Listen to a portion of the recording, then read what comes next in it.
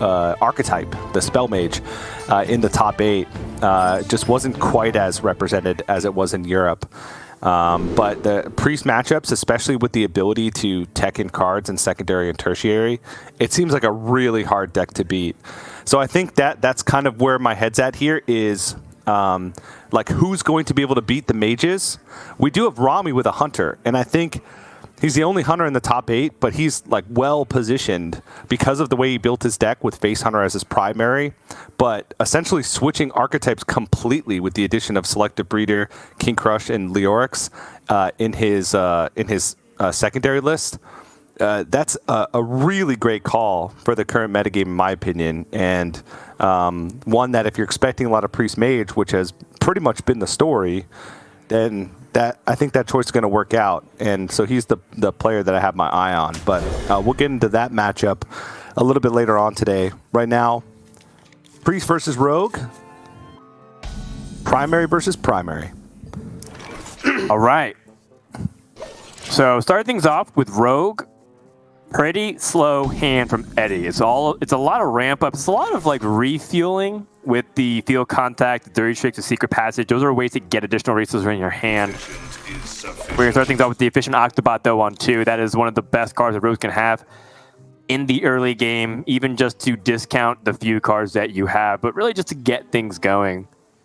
Now the issue does become, one of the dynamics of this matchup that I was thinking was the card that Fr0zen just drew, Mindrender Lucia. We've been seeing a lot of commentary, TJ, on Twitter and through a bunch of people's streams. You watch it, it seems like this is a card by a lot of high-level players who believe that it might be a little bit too impactful. Whether it's strong, too OP, whether it's too strong, I think that's really up for debate. But I think a lot of people just get really frustrated by it, and I totally understand, because let's say Eddie gets this really cheap hand, really powerful stuff going on, comboing and going off. Mindrender Lucia can completely shut down that Rogue if he's not careful. Eddie picks up an opportunity to try and pick off the Sethekk Veilweaver. Doesn't really find anything super nice, though. I think he was looking for Brain Freeze, looking for any kind of early removal. Instead is met with more support cards, and that's what his hand was, TJ. It was all support cards. So many options. Yeah, and, that can be made a lot better, once you find those high-impact cards, right? A support hand is not necessarily a bad thing, especially in Rogue, because they cycle so fast, and having zero-cost Secret Passage especially. And Cantor's Flow versus Evocation there is interesting. Here we're just looking for burn, so I think he's probably going to take Fireball. Yep, that's what you're looking for. And Cantor's Flow, when you play it early as Rogue, it actually has a lot of benefits, specifically against Priest, because it allows you to fit more burst into a window, right? It allows you to go Alexstrasza plus Wicked Stab in a single turn. It just gives you more options for burst in the late game, and that's your win condition, right? It's to try and stick a little bit damage early, but it's really to go for these big swingy turns once you hit like 9-10 mana. You try and make a big board that your opponent has to answer, and then the next turn, try and set up some burst with Alexstrasza, Tenwu, and Wicked Stabs. Overall, some incredibly good choices here for Eddie to get off of these Wand Thieves, and is able to cycle, get some burn, and find some more power cards in his deck. So I think Eddie's in a good spot here in this early game. Though he is falling behind on board, I don't think that's too big of an issue. The thing about Secret Rogue against Priest is that Blackjack Stunner, since they're usually buffing up and going all in kind of on one minion, you can gain tempo back really easily. As long as you have secrets, which Eddie doesn't have right now, to essentially negate this Apotheosis and put the Sethekk back in hand. Yeah, I think that with Rogue in particular, if you have to use the burn to try to remove a big threat like the Sethekk Veilweaver, you might just have to pull the trigger. It's not pretty. The other option would be for Eddie to go dig for stuff. But part of the problem is that he has, let's say he does get a secret, how does he get the Blackjack Stunner out, right? So it's definitely a little bit awkward. Oh, okay. Eddie's going to go ahead, after thinking about it, just Incanter's Flow and draw and say, hey, Lifesteal and the damage being done by a Sethekk Veilweaver isn't really that impactful. And, I assume that you can't play that many spells to truly capitalize off the Sethekk Veilweaver anyways. That being said, Fr0zen has such a very low curve deck that it does feel likely that he could pick up something, and he finds Flash Heal. And Flash Heal is better than nothing. He can go ahead, trade, play Flash Heal onto the Septic Veil Weaver, see what cards picked up, and have a fully healed board and even life total to match up. So, Fr0zen in terms of this early game seems to have that advantage. And then we have to see if Eddie can utilize his tempo swing cards to maximize his pressure. As he did pick up Jandice, which is a great card to play, but only next turn. So what's the best way you can set up forward Jandice here? That's tough. The play that immediately stood out to me was Shadow Jeweler Hanar Bamboozle.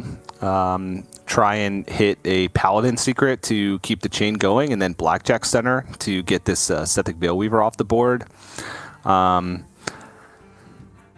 He could just go like Kazakis Bamboozle, because that's a big minion that Fr0zen would have to attack into. He can set up for Golems to try and win the board back and then delay Jandice by a turn. But I think the most likely way that he disrupts Fr0zen's turn enough to where he has clear skies for Jandice is to go for kind of this must-kill target with Shadow Jeweler Hanar, and to try and gain back tempo before he's spending his entire turn trying to build a big board with Jandice Barav.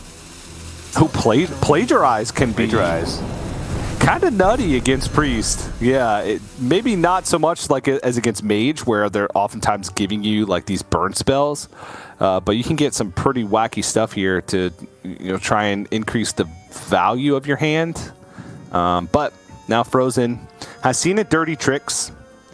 Eddie does run double dirty tricks, double ambush, and a bamboozle. So right now the secret is most likely to be ambush. Given just the stats of the deck, 50% of the remaining secrets are ambushes. He could test for Bamboozle just by attacking over the Blackjack Stunner. But there's also the Paladin secret that he has to worry about. This is kind of tough. Yeah, this is awkward because, you just have to really check through all the secrets first, and Oh My Ya could end up being the most annoying part of everything. The Hysteria does actually activate the Bamboozle, which does incidentally create a bigger minion, so the power has increased, but Fr0zen has dealt with the threat.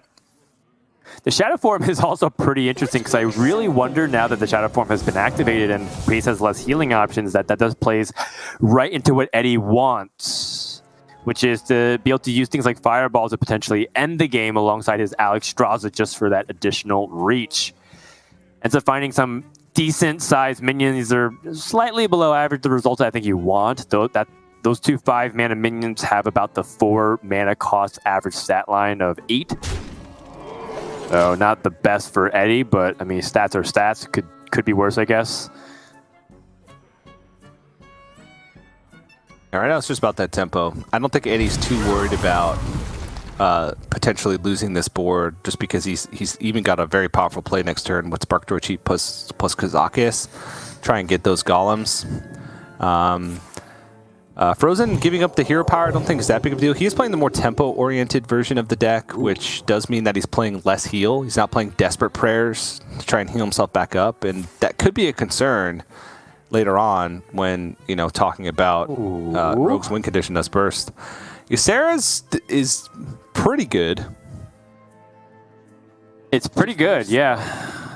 Fr0zen probably thinking about how he can utilize Ysera later on. More importantly, how he wants to use the last 2 mana, if he wants to just hero power or if he wants to condemn. And I think he's considering whether or not he needs to kill off minions, how much can Rogue leverage the power. The fact that mage spell from the Wand Thief hasn't been played, I think he's going to start valuing his life total, and that makes sense because of what we described. He has 2 raised deads in the hand. He can't actually afford to take too much damage. Otherwise, he might just end up incidentally getting into burn range, despite, kind of predicting it. That's definitely the trade-off that he has to consider. Speaking of the trade-offs, Eddie has to weigh whether or not he wants to just go maximum board presence with things like Divine Shield, or is there anything else that he wants to get off this Kazakis Golem? The one downside of Divine Shield in this matchup specifically is being mindful of Hysteria, because with Divine Shield, it can clear more targets right? Stealth is obviously the best option because then it can't be interacted with. It's just Soul Mirror at that point. And in the primary deck for Fr0zen, he doesn't even play a Soul Mirror. So Eddie had to reevaluate. Poison is decent in this matchup specifically because it's a big tempo, but it looks like he did just go Divine Shield summon a copy. He's already seen 1 Hysteria. And not that many randomly generated stuff. All right, well, that's the Alucia turn since Eddie was holding on to a lot of cards and Fr0zen didn't really have a great play. Yeah. And now can even dump a bunch of stuff. More importantly, he's gotten confirmation of how much burn is in the hand. With the Fireball and the Alexstrasza. I mean, what Fr0zen can do as the icing on the cake too is after he's done dumping everything, he gets Secret Passage and make sure that there's almost no way for Eddie to rebound. Reckoning, of course, deals with the prize Plunderer because the 3 damage does belong to that Battle Cry. See the shake of the head from Eddie. We talked about how Mindrender Lucia can really mix things up. Fr0zen can burn the 2nd Secret Passage and get the dirty tricks underway. This is so nasty. And if I'm Fr0zen, I'm also going to probably play the one thief and pick the worst card possible. This is also weird because Eddie has Plagiarize up. So those cards are going to go into Fr0zen's hand. Oh, you're obviously right. Because the plagiarized copies, and then Fr0zen swaps back. So he's thinking about cards that he wants as well. Well, he's going to get Mindrender. Okay, yeah, this is bad. Yeah, this is really bad because he gets his Mindrender back unless Eddie burns it, but he doesn't want to burn it because he knows what the hand is. He knows that it's Golem, Alexstrasza, Fireball, and then a random Mage spell. Right. So this is very awkward. And I mean, he can burn his own cards, but those are resources that he had to use a card to generate into Fr0zen's hand. And if he's just burning those are cards that he's supposed to have in his own hand. And then he's not burning any of Fr0zen's stuff, and none of the stuff is even that great. Because if he plays Septic Veilweaver, he doesn't really want to play like Brain Freeze because then he's just giving Fr0zen more ammo. Shadow of Ruin not that great, Raised Dead not that great because again, all of these resources are going to be in Fr0zen's hand. I honestly don't know what the best play is.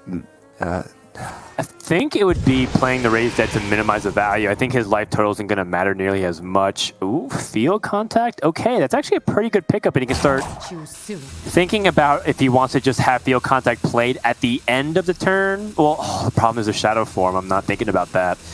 Because he's aware of what cards are going to be given back to Fr0zen. He's also running a little bit at a time, so I think, you know, just for his sake, I'd like to go a little bit quicker just to make sure everything is good to go. At the end, we did see that he ended up dropping that Field Contact. Not optimal. I mean, Eddie knew, very deliberate, trying not to draw cards to give more Fr0zen more resources.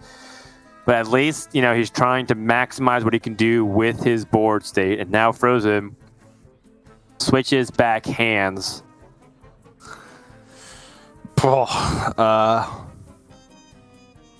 Eddie is probably going to struggle here.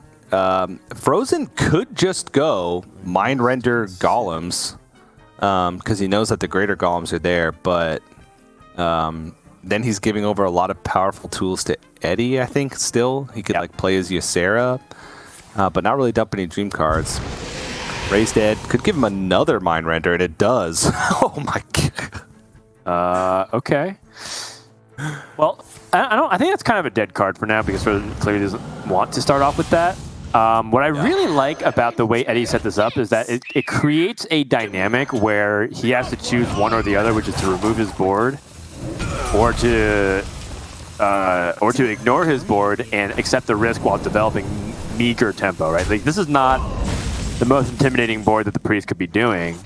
I mean, Fr0zen probably would much rather play like Ysera and capitalize off some of these dream spells. Now Eddie's in a situation where, with this Shadow Step, let's start counting damage. Alexstrasza, Shadow Step, Alexstrasza, Fireball. I mean, that's 24, right? And then Dagger would be 25. I mean, Fr0zen knows exactly what Eddie's capable of, but here's the issue, is that it's just a little bit too expensive. More importantly, he should know that Eddie has the ability, or Fr0zen has the ability to mind render Lucia. Not to mention that Apotheosis. That's so big. Apotheosis plus that Nightmare. Oh my goodness, TJ, this might be too much. This might be too much to come back from. I thought Eddie had an out, like a very small one, but I don't know. It is looking really bad for him right now. He would need 2 more turns. Even if he like top decks, like he could try and top deck 10 Wu the next turn, but even then that'd still be 16 damage. He still wouldn't have had a 2-turn lethal, essentially no matter which card he drew. Even like Wicked Stab, because it still would have been a little bit of damage short. That would have only been 14 over 2 turns. So, I mean, Eddie trying to make the best out of the situation that he was presented with, but Fr0zen's going to be able to heal back up to essentially full here. I don't think there's a significant downside to even using the Nightmare because he already has a full hand, so Sethic value doesn't really mean that much. The value is that he can actually use it as removal. The one thing that Fr0zen, and you can also use it as burst for obvious reasons, but you know, let's say that there's this minion that he wants to be able to use Shadowward Ruin on. He could go ahead and use Nightmare on that instead. I think right now he's just trying to threaten lethal without overcommitting to the board. He knows that the range of burst from Eddie, even if he had the optimal stuff, wouldn't be enough to kill him right now. And you know, Wicked Stab is drawn, TJ, so it looks like Eddie's just a little bit off. More importantly, Eddie is also going to die if he doesn't do anything to his board state. Yeah, I think he's dead no matter what. Because let's say he goes like Wicked Stab on the Sethic, and then Alexstrasza. The only way he's not dead if he Wicked Stabs the Sethic, then Alexstrasza's his own face. Because if he Alexstrasza's Fr0zen's face, and then Wicked Stabs the Sethic, Fr0zen has a pretty easy lethal with Nightmare, then Mind Render, then dump the Fireball that he knows is there because he has that information. So the only way that he survives is to Alex his own face. Well, he's going to try. Remove him as much as the board, and I think Fr0zen should have it here, right? This is partially the reason why he didn't use Nightmares, because he wanted to maximize his damage as well. And with the Nightmare, the ability to play a second Ysera. Ysera gives you back your first card. You have 1 spot in the hand for the Ysera, or rather 2, because Ysera does count as the card. Or you can also use the Fireball. It works in a multitude of ways, it turns out, this turn. And Fr0zen will be able to close out that first game. Nice style points. Able to go ahead and swap and play some mage cards for the win. Fr0zen going to take game number 1 in this best of 3. Really well done. And expertly navigated by Team Liquid's Fr0zen. And, you know, in that first game, what's so important is being able to get multiple chances, because you know that your opponent's going to have tech cards that are going to be strong against you. So I'm looking at Eddie's secondary deck where he has 2 Cult Neophytes and 2 Ogremancers. And against a class that is just built upon having a ton of combat tricks in the form of spells, it's going to be very powerful. Let's take a look at some of the more important moments. I love Fr0zen's mentality to recognize that he's in a situation where he needs to be protective of his life points, even at 28. And we saw that Eddie started the burn plan, and if Fr0zen wasn't careful, Eddie could have set up 2-turn lethal if he just took a little bit too much damage. So the diligence from Fr0zen's end to ensure to close that gate and make sure that Eddie doesn't even have a smallest window of being able to burst him out, that was well done, because it could have easily gone the other way.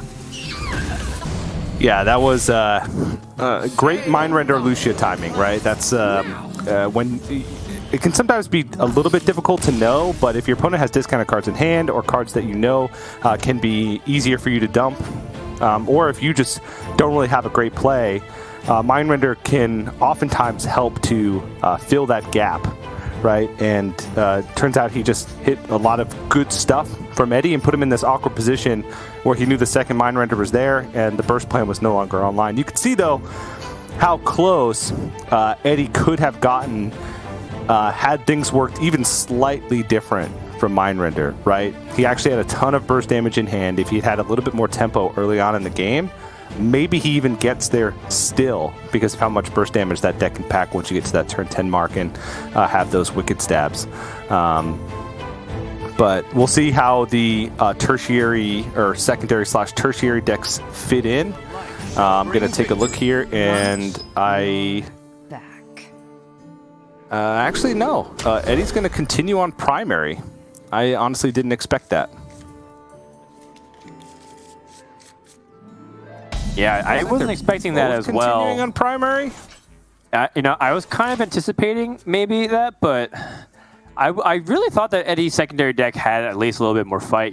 Priest being able to use a bunch of spells to try to like manipulate this board state for Rogue ended up being a card that I was looking at. I'm not sure how effective double Ogremancer is, particularly against Priest, but I also thought it was a pretty solid card. It could be the fact of what he's omitting, right? Like, what is he cutting in favor of that? And maybe he just felt like he didn't want to part ways with cards like his Brain Freeze or his, or the cards that we're thinking about from Eddie's primary deck. Yeah, the cards that he cuts in the secondary are like some additional secrets, field contact, and blackjack stunners. But it looks like he just values the tempo from those cards too much to give them up to make room for Ogremancer and Cold Neophyte, despite how powerful they can be. It does, right? I think so many times when we're looking at specialists, and this was a trap and perhaps something that will get better throughout the weekend, continuing to learn about specialists. We're going to be playing specialists for 2 weeks, by the way. So, throughout this week and the next time we're able to watch it, we're going to learn how players improve on the meta of the meta, right? Like, how do you approach specialists, the format, not just like Hearthstone, the meta. So, that is something that I think Eddie is dialed in on, and I really like that choice the more I think about it, because instead of just thinking about disrupting your opponents, think about what your primary game plan is as a class and how you can capitalize it on the best. Yeah, it makes a lot of sense. I just tunneled on, oh my gosh, Ogremancer is so hard for Priest to be able to deal with, but if you don't have the tempo tools earlier on to have the board, Ogremancer becomes so much weaker when your opponent can easily deal with it if they have the tempo advantage. This Bush Evolution, kind of cute. Lets him trade over, get a little bit of additional wand thief value. I don't think the Broken Ambusher has too much value played as a 1/1. But it could just be something that Fr0zen is forced to use removal on if he wants to continue moving forward with tempo. But we'll see. That's about the best play he could have mustered up with the way his hand was. And I guess the 1/1 Poisonous could be used as just a combo activator for the Swindle and the Want Thief. Not too bad at the end of the day. Eddie picks up the opportunity for Fireball, Snap Freeze, or Netherwind Portal. He is a secret-oriented deck, so I like picking up the secret. I think we've saw some of the limitations of Fireball is that it sits in your hand for a long time, opening yourself up to potentially even having it used against you, and in extreme scenarios, ends up being the card that your opponent uses for lethal. So Eddie goes ahead and picks up the Netherwind Portal, which I really like, fighting back for the board. Now, Fr0zen, in a situation where the pressure isn't really significant, but what the pressure represents is the freedom for Eddie to develop any way he wants to afterwards, right? Let's say he plays Jandis next turn. He's got a pretty decent setup to be able to kill off whatever Fr0zen plays. And so he has to be mindful of what's moving forward. The threat isn't here, but it is imminent. So what can he do to prevent that as best he can in terms of preparing himself? Is it finding a minion through Draconic Studies? Is it just picking up a second copy of Holy Smite to ensure that he has piece removal for the board state that Eddie inevitably is going to play? And I think Fr0zen in his mind has to go through all the iterations of possibilities while accounting for the fact that he has not one but two palm readings. So he could discount these cards even further. Yeah, the double palm ring in hand doesn't really affect this choice because picking the most expensive card in this situation, Powered Feast, has almost no value on the current board. I think that he has enough stuff and enough discovers with palm reading to find a potential answer for Jandis. So I like that he went with Draconic Studies because that's what his hand is lacking right now. His hand is just lacking minions. So ends up going with Draconic Studies, picks up Ysera again, which, as we saw last game, incredibly high value card. It gives you so many ways. You can clear wide boards with Ysera Awakens. You can clear single minions with Dream. And it's just kind of a build your own board in a box as well with Laughing Sister and the Emerald Drake. So it's one of the biggest resource tools. Okay, Jandis. One turn late, I suppose. I guess he drew with the Swindle, but still a fantastic card. Can sometimes be pretty difficult to deal with. And there are a lot of 5-drops in the game currently that have insane effects. Taking Twilight Runner to be able to cycle through your deck even faster. Envoy Rustwicks, which gives you like this crazy secondary win condition of just getting some nuts primes thrown into your deck. There's also some different ones like Burning Blade Acolyte, which is a big minion, and the illusion doesn't mean anything because that can sometimes be a big hit. There's a lot more. I'm just going through the ones that are like the highest value, but there's a ton that are just have great stats, like Earth Elemental, that you can use as well. Yeah, we talk a lot about how Jandis is going to be the setup for Rogue. Eddie spent a long time thinking about how these trades should go down. By the way, palm reading number 3 coming into the hand. So the issue that I think Eddie was going through his hand, that was a pretty hard part of the last turn. I think a lot of people was like, why wouldn't you trade the 2 small minions and keep your poisons around? Poisons can get way more value. The problem is that if he wants to play Jandis, Hysteria is a big threat. If he ends up finding like an Earth Elemental, his opponent plays Hysteria, guess what it ends up surviving on the board? Is the 1/1 Poisonous. It has a chance of immediately killing off 2 minions and then the Poisonous to completely wipe him off. So he has to be very mindful of what he's setting up towards, and more importantly, what Priest can be doing, because they have a lot of shenanigans up their sleeves.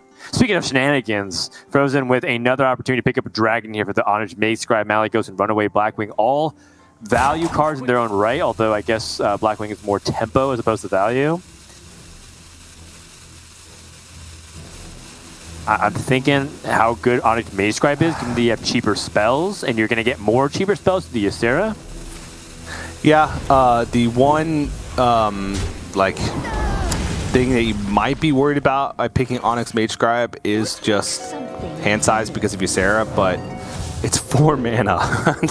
It's 4 mana, and he has palm readings as well. Double palm readings in hand that he can use to reduce the cost of the spells that he's going to get. So I think that one ends up being an easy choice. See, there's some good 5-drops. No crazy effects or immediate effects onto the board, but a stealth minion, great, because if you put the illusion on the stealth minion, your opponent has to use AoE to be able to check for it. And Lake Thresher is just one of the best proactive cards to have on a board to try and maintain tempo. Absolutely. Now Eddie hovering over the Wand Thief. Thinking about how much more you can extend onto the board here. I think it should be fine. One Hysteria has been used, so unlikely that this goes completely down the drain immediately. And, part of the way he set up his board was to bait that out. Now Fr0zen has the Honored Maze Scribe with additional spells ready to go. Palm Reading can come out yet again. This is starting to get a little bit scary, though, in terms of pressure, right? We talk about how Rogue wants to set up for these late-game combos against slower decks. Now Fr0zen's in a scenario where if he's not careful, he might end up taking a lot of damage out of nowhere and then set himself up to be comboed. Combo is impossible on 30 health right now. Sure, Eddie could put out a lot with the Tenwu and the Alexstrasza. But this is not really at the threat level that it could be from hand. This board, though, with 12 power on it, that's when it starts to get really scary. Yeah, and it's spending 4 of your mana to go for Onyx Mage Scribe and then another at least 1 that doesn't even guarantee you a clear even next turn for this board is a little bit scary. So Fr0zen's going with Ysera here, essentially just to have Ysera Awakens available the following turn to be able to try and gain the board back. And yeah, also on your point about Burst being available, at least Fr0zen knows there's no discounted cards, right? He dealt with the Octobot. This deck it's a lot harder to activate your own Octobot since you're not playing Guardian Og Merchants. It's really just Prize Plunderer. that you can use it. So he can account for how much burst is possible at any given breakpoint. So he realized that, okay, I can spend, it's not an emergency. I don't need to find removal immediately. I can play Ysera, have my removal for next turn, and not be too worried about, finding those being susceptible to crazy burst this early on.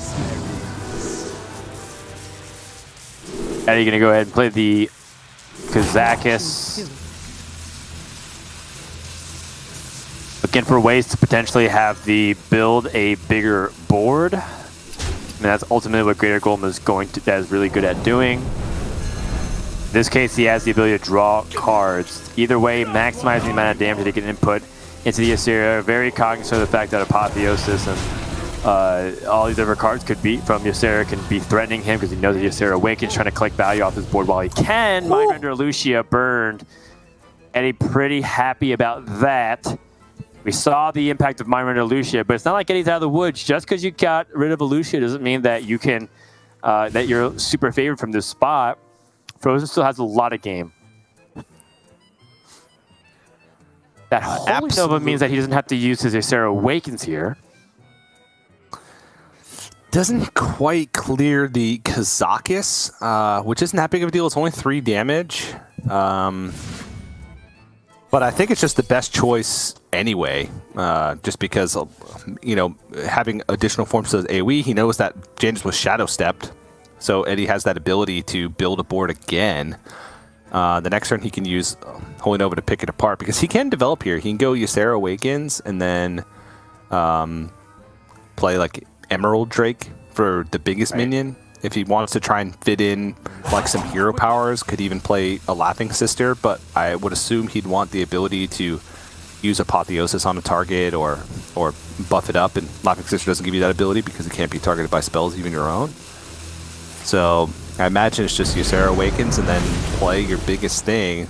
And Fr0zen, I mean, he's in a decent spot at this point in the game, right? He's got wide forms of removal. He's got ways to fish for additional resources with Onyx Mage Scribe, Palm Reading, and Renew. And if he sticks a minion, he's got some healing.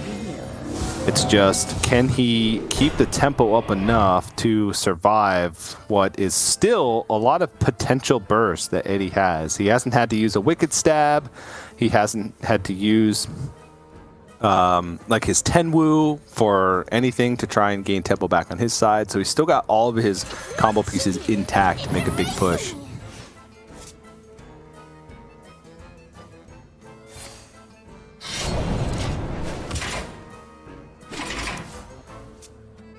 Well, I mean, this is one of those scenarios where Fr0zen can really capitalize off the tempo. That zero-cost Dream can really set the Gurubashi Berserker back to the hand, and Fr0zen can also continue to try to trigger the secrets first to see what he has to defuse before committing more onto the board here.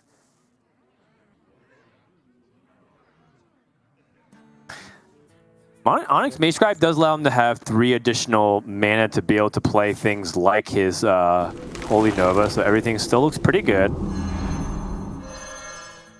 Not playing the Mage Scribe until after he sees what's going to be committed from the secrets. Finds Apotheosis, immediately picks up the Shadow Form and the Initiation. This is looking really good still for Fr0zen. Good palm reading. Howard Fortitude is actually kind of nutty here. That almost entirely spells. Yeah, it's free, yeah, because of the palm rating discount. So it's got a base cost of 7 with 7 spells in hand. So it is absolutely free. Did he get everything off? Looks like he wanted to throw in something on this, like a Powered Fortitude on this minion. Still Blackjack Stunners, I believe, that he needs to worry about. So I actually am okay with the hold, though this is the only minion that he has currently that he can target spells on. He does have Initiation, but he's not guaranteed to get something good from Initiation to try and target spells on. So I understand if he wanted to preemptively do it to either force out a Blackjack Stunner on a minion that he could play again for additional value, or at least get something on a minion since he's lacking a minion at the moment. This hand could pop off with a Sethic Veilweaver picked up off the top.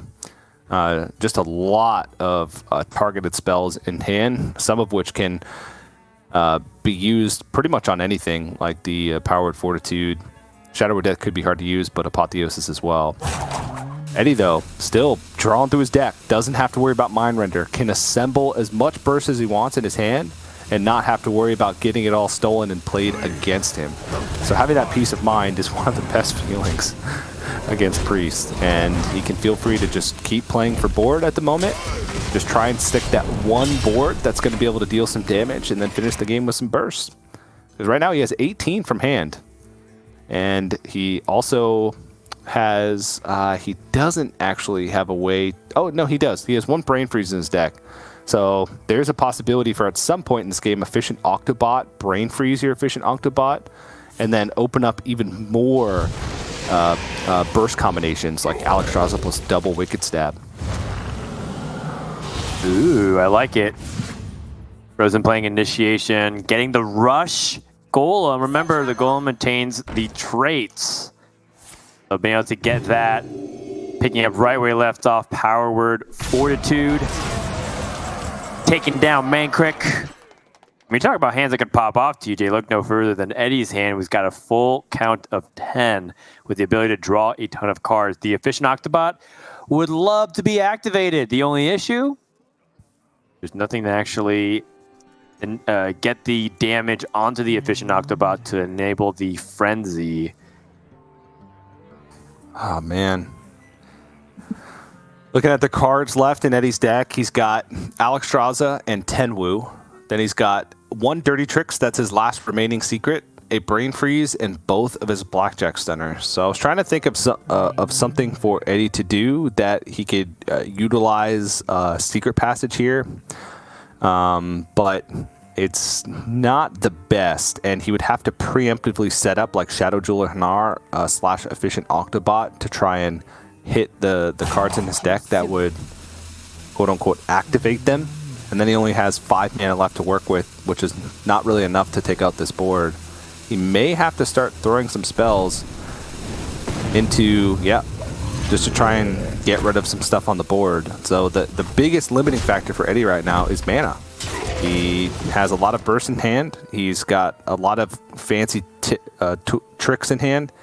It's just he may not have time to use it, since Fr0zen has felt like he's had control of this game ever since, being able to pretty easily deal with these Jandice turns.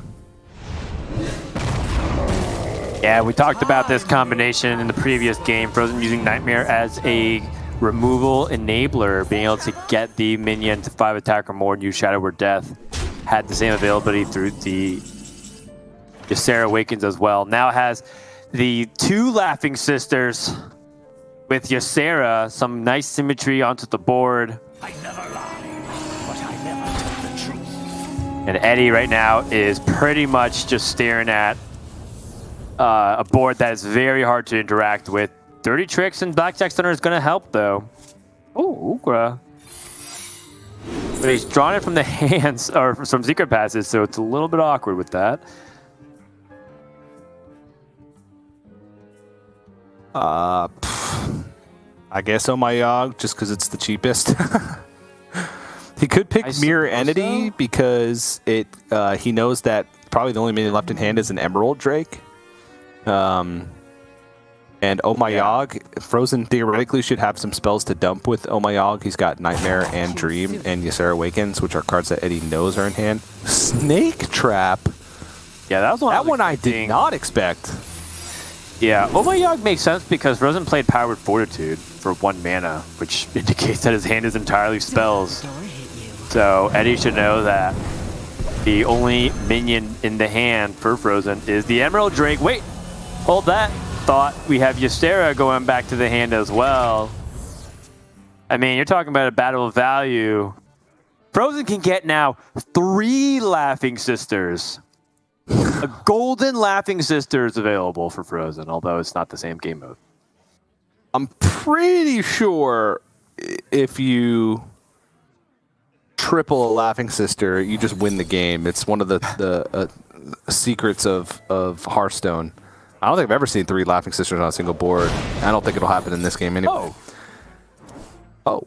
The Whirlwind was like the actual nuts, but Fr0zen needed to attack into the Shadow Jotnar first. Yeah. That would have been funny. That would have been very funny. Here's also a bigger issue.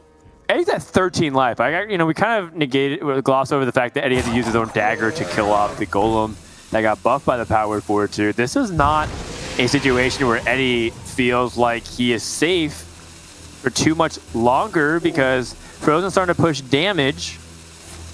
Dream will kill Shadow Jotnar because he's just full on cards. Mancrick. Another Mancrick. The board. That's 2 Ogres in Fr0zen's deck. Oh! And an Ogre burned from Eddie. Right now we're talking about how does Eddie survive, not how does Eddie win the game. His last card is Brain Freeze, which the only use I can see for the Brain Freeze outside of just freezing a minion to survive, which you've pretty much lost the game there, is going for Efficient Octobot. He could Efficient Octobot Spark Joy cheat to draw the Brain Freeze and put a counterspell in play, then Brain Freeze his own Octobot, which opens up a lot of mana worth of stuff. Is it enough to where he can kill next turn? Is it enough for an OTK? And is it enough for him to just survive is another thing. He may have to Shadow Step a Blackjack Stunner. He would have a 1-mana Tenwu, 8-mana Alexstrasza, which means he could go for that combo in a single turn. But I'm pretty sure he's got to Shadow Step a Blackjack Stunner to live here. He has to get rid of both Mancrick and the Emerald Drake so they can't be targeted by the Nightmare that he knows is in hand. Right. He can also use Wicked Stab, but yeah, I agree with you. He's going to go ahead and use both of them now to get the damage in. Don't let the door hit. And this is exactly the description that you were talking about, TJ, which is Laughing Sister has a pretty significant downside, which is the inability to actually buff the board, right? Fr0zen has the 2 Apotheoses. Eddie has a damage in hand. This is set up beautifully by Eddie. Yeah, that was a sick turn. Hysteria! So he can actually clear off most of the board and gain life by forcing that minion that he plays to attack. So for example, he could play this is Emerald Drake, buff with Apotheosis and Nightmare, and then Hysteria, and then just gain a bunch of life back. Well, he can't. There's no way for him to set it up, right? Oh, the fatigue! We forgot the fatigue, TJ. Oh, fatigue! 1 point of the fatigue. Next draw from Eddie actually kills him. It was such a sick setup. It was such a sick setup from Eddie. It was really cool. If he had one more health, he would have been fine. Because there was no way for Eddie to set up a good Hysteria, because he can't Hysteria his own lifesteal minion, and he would have to play a minion, put lifesteal on it, then Hysteria a minion, and hope that it attacks in to his Emerald Drake. And he could only heal up to 15. I don't think he had any other healing in hand. And Eddie had 17 damage. I don't think he actually daggered up at the end, so he only had 16 with Alexstrasza, Tenwu, Alexstrasza. But that was really close. That was a sick last turn from Eddie. Maybe he was hoping Fr0zen wouldn't see the fatigue. It wouldn't attack base, would try and clear up some of the board. But obviously the one fatigue was what made the difference. And even though valiant effort from Eddie, Fr0zen takes a sweep in the series. Yeah, really well done by Eddie, and I think it even baited us, right? We were like, wait, we were thinking about all this combo setup, not really recognizing that Eddie had decked out in that process because we were so, focused on that. So, it was bound to happen, TJ, where we missed something entirely too obvious like that. But, overall, you got to hand it to Fr0zen, just able to play very solidly and, was able to put enough pressure. It still got a little bit dicey. He still had